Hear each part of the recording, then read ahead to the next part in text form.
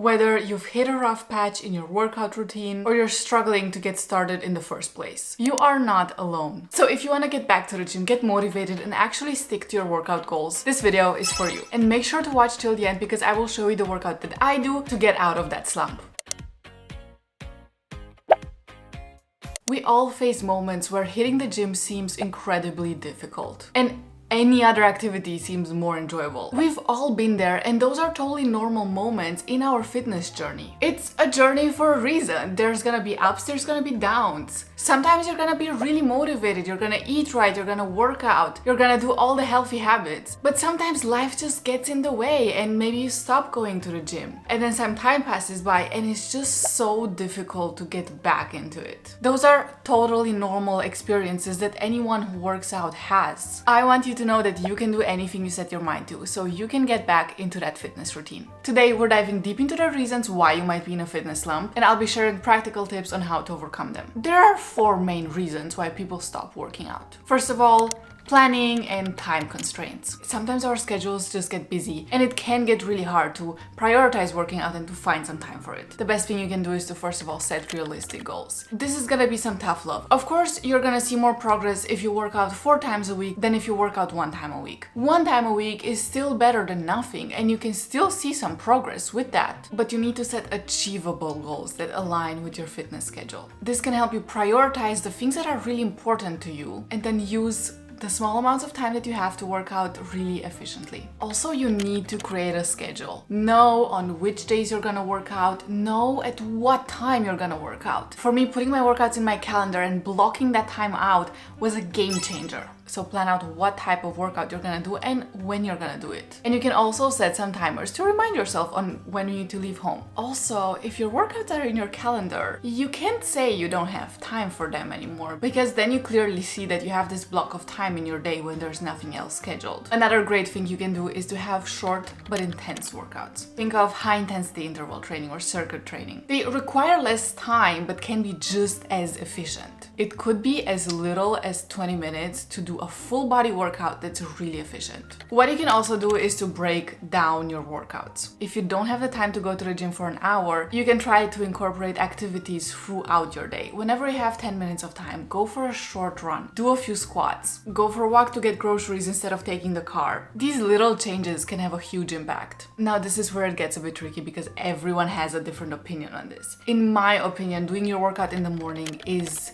the best thing you can do to avoid scheduling and planning conflicts. That way, you know you already did your workout and now your day can start. If you wake up and you go to the gym immediately, you don't even have enough time to convince yourself to not do it. So many times I used to be done with work or with university at like 6, 7 p.m. and I knew I had wanted to go to the gym, but I would just find so many excuses. I found that doing my workout first thing in the morning helps me actually do it and keep the promises that I make to myself. And then I have an entire day to do all my other stuff. This is totally personal preference. It's just my opinion. I know a lot of people don't like morning workouts, so just maybe consider trying it out. It's really not as bad as it may sound. If you try it out, let me know. I'm curious if you like it. Second of all, lack of motivation. And for this, the first thing I need to say is do not rely on motivation.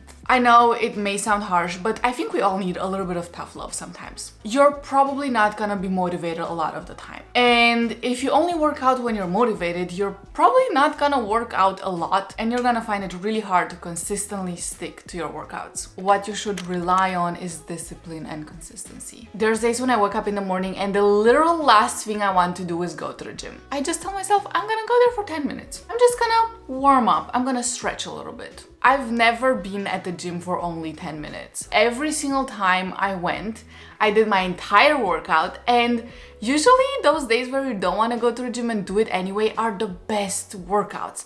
And then you're just so proud of yourself. And I've also never regretted a workout, so you know, it's worth it to go even if you're not motivated. Also, find your why. Know exactly why you're working out. This is so personal, everyone has different reasons, but it's really important to get clear and to see the benefits of working out. It could be the fact that it makes you feel more energized, that it helps you concentrate. Maybe it's a nice change of pace from your daily routine, maybe you're sitting a lot. Maybe it's just really fun and you like to experiment. Maybe you like the health benefits of it, or you want to run faster or lift heavier. Having meaningful goals that are inspiring to you is so important. Just think back to those goals when you don't feel like going to the gym.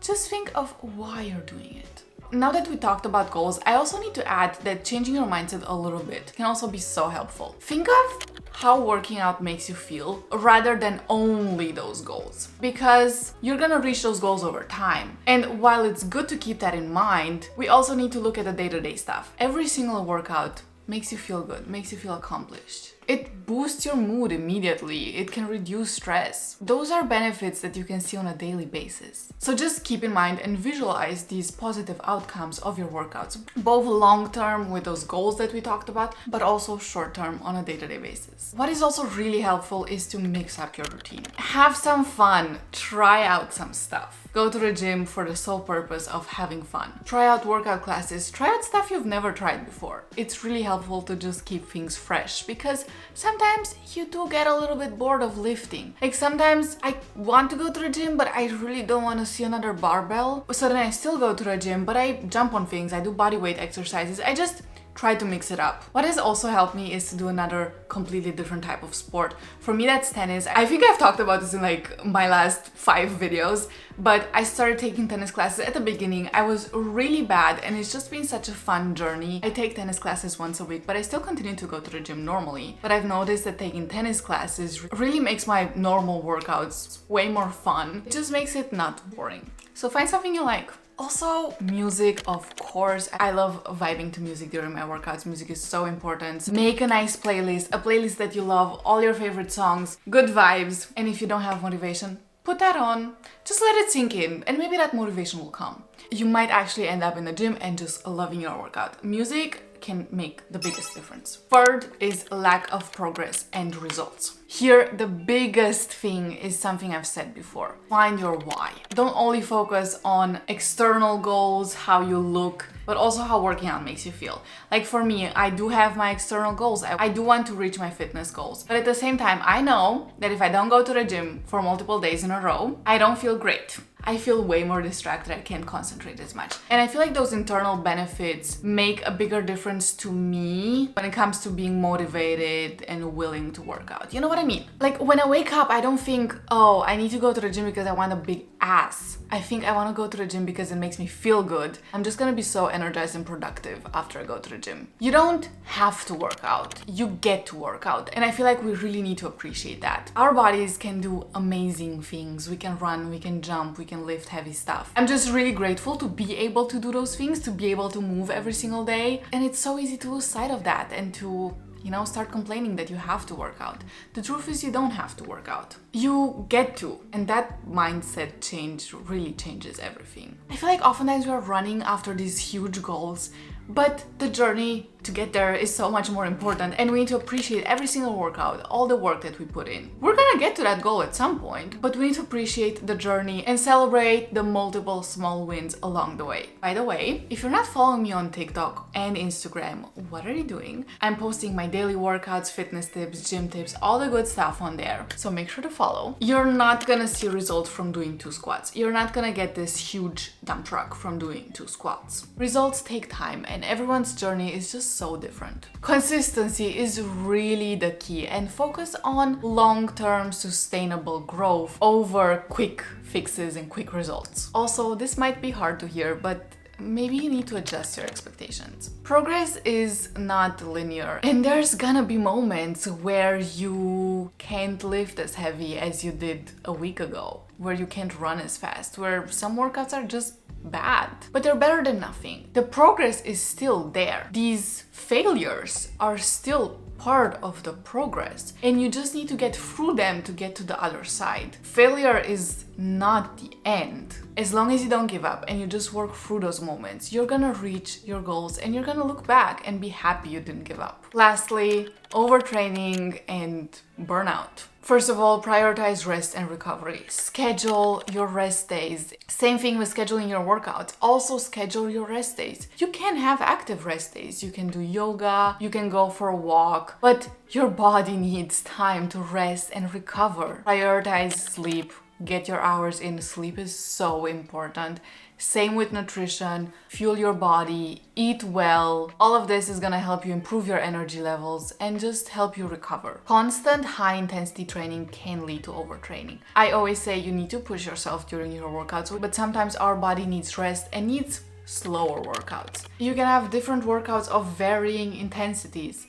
The same workout can be either really intense or a bit more chill for when you just need a slower workout. You can also implement deload weeks. Deload weeks are weeks in which you continue to train, but you drastically reduce the weight or the intensity that you're training at. You do that for a week, then you go back to your normal routine, and you will usually notice that that week is not progress lost, but it's so much more gained because the week afterwards you feel way more energized and you feel way stronger. It just goes to show you that resting doesn't mean losing progress. Let me know in the comments if you've ever tried doing a deload week, because I'm really curious of what other people have experienced with this. The last thing would be to just practice self-care.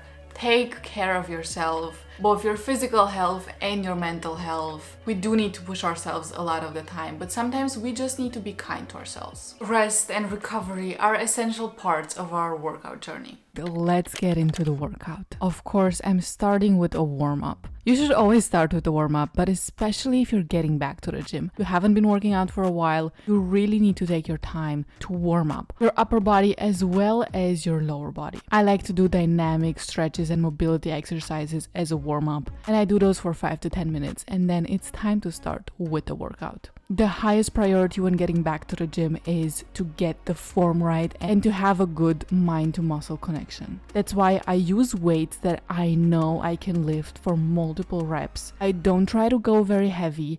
I just try to stay focused, not rush through the reps, but actually feel each rep and feel where and how the muscle is working. And I focus on doing all of that with the best form possible.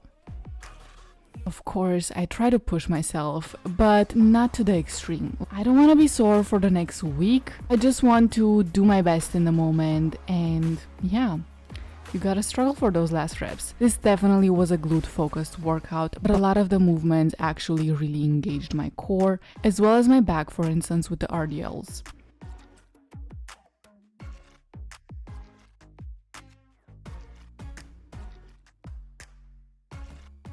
So I'm ending the workout with a quick ab session, and then it's time to go home.